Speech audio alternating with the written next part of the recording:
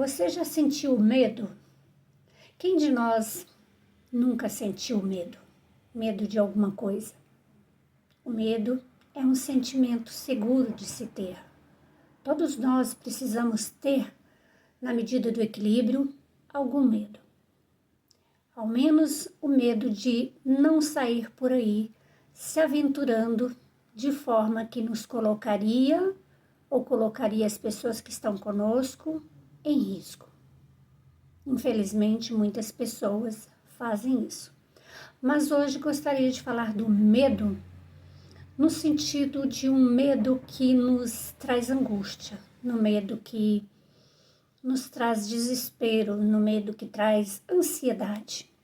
O medo de ficar sozinho, o medo de não se casar, o medo de ficar muito doente, dependente de alguém, o medo de viajar sozinho, o medo de viajar de avião, o medo de viajar de carro e acontecer um acidente, o medo de perder o filho, a mãe, o cônjuge, o medo de que seu companheiro ou sua companheira vá embora e te deixe sozinho, o medo de ter câncer, o medo de ter Alzheimer, o medo de ficar paralítico, o medo de simplesmente ter muito medo. O medo de a crise do pânico, de a depressão, de a ansiedade voltar, o medo de ter que passar por uma cirurgia, o medo de uma amputação, o medo de vir a ser um paciente renal crônico. Quem nunca sentiu algum tipo de medo? Eu quero te contar que a Bíblia diz,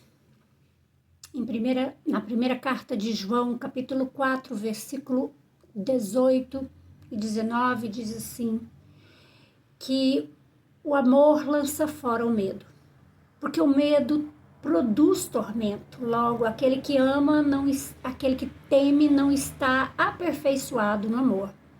Isso quer dizer que quando nós amamos a Deus, nós não sentimos medo, esse medo desesperador, esse medo descontrolado, esse medo que nos angustia, que nos tira a paz, que nos tira o sono. Por quê? Porque nós acreditamos que Ele está no controle de todas as coisas. Porque nós confiamos que todas as coisas estão, sim, ainda sob o domínio e a organização de Deus. Que nada saiu do controle dele, ainda que as coisas pareçam todas bagunçadas demais para nós, ainda que as coisas estejam aos olhos dos homens, dos médicos, dos advogados, da mídia, que as coisas perderam o controle, que Deus perdeu o controle. Não, Deus nunca perdeu o controle da história, Ele nunca perdeu o controle da minha vida, da sua vida, da vida dos seus familiares. Ele nunca perdeu um minuto, um segundo sequer da sua majestade sobre todas as coisas. Então, por que a gente sente tanto medo? Então, eu mesma já fui uma criança, uma adolescente extremamente medrosa. Eu chorava por horas de medo. Às vezes eu me trancava no banheiro, no quarto, e eu chorava por horas de medo. E eu nem sabia do que é que eu tinha medo. Mais tarde eu identifiquei que isso era inclusive um dos sintomas da bipolaridade que eu falei no último vídeo, da qual eu sou portadora, né, do transtorno da bipolaridade do humor. Então, eu fui descobrindo que à medida que a gente enfrenta os nossos medos, eles vão ficando pequenos, eles vão ficando menores diante de nós. Então, eu tinha muito medo, de pessoas, de gente morta. Esse era um medo terrível. Eu tinha medo de assombração, eu tinha medo de que aquelas pessoas que morrem, que elas voltavam. Porque quando eu era criança, eu ouvia muitas histórias nesse sentido. E então, quando eu recebi Jesus, eu descobri que elas não voltam, porque a Bíblia diz que elas não voltam. A Bíblia não fala nada sobre isso. Como a fé evangélica acredita que a Bíblia é nosso guia de fé, a nosso guia prático de vida, então eu não acredito mais nisso. Não é? Eu não acredito que quem morreu vá voltar, ou que esteja olhando por mim, ou que esteja cuidando de mim mesmo, porque se isso acontecesse, essa pessoa estaria sofrendo quando me vê em dificuldades. Então, quando eu parei de acreditar que quem morreu voltaria para me assustar, ou de alguma forma para falar comigo, ou para simplesmente me passar medo, como eu ouvia, eu me senti mais aliviada. Então, aquele medo que João fala lá na primeira carta, capítulo 4, versículo 18, eu parei de sentir aquela angústia, aquele tormento, porque era literalmente um tormento para minha cabeça, para minha mente, para o meu corpo, porque o corpo somatiza o medo. E a Bíblia diz também, na história de Jó, que Jó disse que tudo que ele temeu lhe sobreveio. Então eu passei a interpretar o medo como uma fé ao contrário, porque se a fé, em Hebreus capítulo 11, versículo 1, diz que a fé é certeza de coisas que se esperam, é a convicção de fatos que ainda não aconteceram, mas que a gente tem certeza de que eles vão acontecer, porque é que se eu acreditar que uma coisa muito ruim vai acontecer, isso não seria um tipo de fé. É uma fé, só que é uma fé ruim, uma fé muito ruim, que eu até falo num dos vídeos pequenos que eu tenho aqui também no canal. Falei rapidamente. Então, a Bíblia fala 365 vezes, usando sinônimos do medo, sobre não temas, não te apavores, não se desespere, não tenha medo. E normalmente essa palavra vai ser acompanhada de eu estou contigo.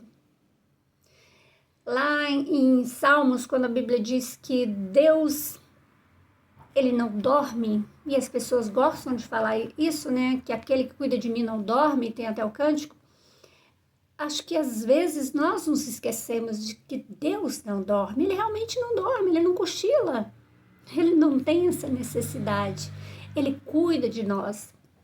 É como uma criança que o pai está no volante e ela não teme que alguém possa interromper ou que possa haver um acidente com ela, porque o papai ou a mamãe está dirigindo. Então, ela está crendo que está em segurança. Você já esteve na presença de alguma pessoa que aquela pessoa de alguma forma te inspira mais confiança, mais segurança, tanto que quando você se sente inseguro, se sente fragilizado, você quer estar com aquela pessoa, ou pelo menos ligar, ou falar, ou ouvir a voz dessa pessoa, ou pedir para ela uma oração, porque você vai se sentir mais seguro. É assim com Deus.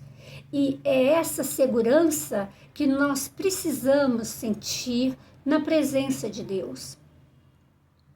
Ele está aqui, ele está aí, ele está com você dia e noite. Dia e noite, constantemente. Nós não precisamos sentir, nós não precisamos nos arrepiar, nós não precisamos, nossa, eu fui lá e senti a presença de Deus. Não, você não precisa sentir a presença de Deus, ele está com você, a menos que você não queira. E aí você vai excluí-lo da sua vida e aí sim, você não vai ter a presença dele. Embora Deus é onipresente, ele está presente em todos os lugares ao mesmo tempo. Diferente do inimigo das nossas almas. Ele não pode estar em todos os lugares ao mesmo tempo. Então, eu quero te convidar a lançar sobre Deus, a lançar fora todo medo e a lançar para Deus todas as suas angústias, todos os seus medos, todas as suas ansiedades. Eu queria contar. Quando eu fui descobrindo os meus medos, tudo que me aprisionava, eu olhava e falava, os meus medos inconscientes, eu gosto de falar assim. Quando eu fui descobrindo esses medos inconscientes, eu gosto ainda de olhar para eles e discernir qual é realmente aquele medo e falar com Deus sobre ele. Eu acho que o diálogo é uma boa opção de relacionamento e é assim que eu faço com Deus. Um dos medos que me era mais angustiantes era o medo de um dia eu ter que ir para uma UTI. Então, quando eu consegui falar comigo mesma sobre isso, quando eu consegui externar para mim mesma que eu tinha muito medo de ir para uma UTI, e tendo visto meu pai ir para diferentes UTIs por muitas e muitas vezes, eu consegui falar com Deus. Deus, eu tenho muito medo de ir para uma UTI, mas se for necessário que eu vá para que o seu nome seja glorificado, para que o Senhor abençoe alguém através da minha vida, ou que o que vai acontecer comigo se torne bênção para a minha vida, para a vida de alguém, o seu nome seja glorificado de alguma forma, então eu posso ir, porque eu sei que o Senhor estará comigo, porque a Bíblia diz que se passares pelas águas, eu estarei contigo, se passares pelo fogo, não te queimarás, porque eu sou contigo. Então, se a gente olhar para toda essa palavra de Deus e a gente simplesmente ignorar e focar os nossos olhos, a nossa atenção, o nosso medo apenas nas coisas ruins, nós não vamos, na verdade, professar aquilo que nós dizemos crer em Deus, em Jesus, na sua redenção e na sua obra completa na cruz do Calvário. Eu quero orar por você. E junto comigo, tenha coragem de se examinar e pedir para Deus te mostrar quais são os medos que você tem, as negatividades que você tem, que você ainda não conseguiu chamar pelo nome, identificar, tirar de dentro de você tudo que te angustia, te desespera, te causa pavor no meio da noite, durante o dia. Tem gente que tem dificuldade de falar com pessoas, de falar para pessoas, tem gente que é de dirigir, tem gente que é de voar. Cada um tem uma limitação e tem um medo. Mas eu te desafio a dizer para Deus qual é o seu medo e dizer, Deus, me dá graça do Senhor para eu passar, para eu enfrentar essa situação, se necessário for. Amém? Vamos lá? Deus, eu apresento a minha vida diante do Senhor. O Senhor é poderoso para fazer muito mais do que aquilo que eu acredito, inclusive. O Senhor é poderoso para estar comigo, estar com os meus ouvintes, estar com as pessoas que estão me vendo, me ouvindo e aquelas que também não estão. Senhor, em nome de Jesus, o seu Filho, eu quero clamar a Ti para que o Senhor olhe para essas pessoas, para que o Senhor ajude a cada uma delas a descobrir, a discernir a raiz dos seus medos, a raiz do enfrentamento que ela precisa se fazer, a raiz de suas ansiedades, do seu desespero, daquilo que te traz essa náusea, essa dor no estômago, essa sudorese, esse tremor. Senhor, visita essa pessoa, visita a intimidade dela e que o Senhor traga para ela a clareza do que causou tudo isso. E então que essas pessoas, elas tenham coragem de olhar para o seu problema, chamar pelo nome e dizer, Deus, esse é o meu problema, eu preciso da sua ajuda. Porque Deus, quando nós colocamos as coisas claramente na sua presença, o Senhor é conosco, o Senhor nos responde, o Senhor é poderoso para fazer tudo isso. porque o Senhor não é um Deus invasivo, o Senhor não invade a nossa intimidade, o Senhor não invade o nosso coração. O Senhor está conosco para nos ajudar. O Senhor, a sua palavra diz que o anjo do Senhor acampa-se ao redor daqueles que te temem e livra. Mas a sua palavra também diz que Satanás, ele ruge como um leão ao redor daqueles que creem, para buscar alguma brecha para nos tragar. Deus, que nunca seja o medo que nos derrube, que nada, Senhor, possa nos derrubar. Envia o anjo do Senhor para lutar por nós, ó Deus. O Satanás, ele está ao derredor, mas o anjo do Senhor está ao derredor, que é mais próximo de nós. Deus, que o seu anjo esteja alerta para nos livrar. Ó Deus, envia o seu Espírito Santo para nos revelar o que é que nós precisamos consertar com o Senhor, o que é que tem sido, onde é que tem estado a nossa fragilidade, para que nós sejamos servos do Senhor, fortalecidos na sua graça, fortalecidos pelo seu poder. Deus, repreende todo medo agora, todo medo da morte, todo medo da doença, todo medo da solidão, todo medo da velhice, todo medo de todo mal, Senhor. Em nome do Senhor Jesus, o seu Filho, a quem eu declaro ser o Senhor da minha vida, ser o meu Salvador, único e suficientemente. Amém. Amém.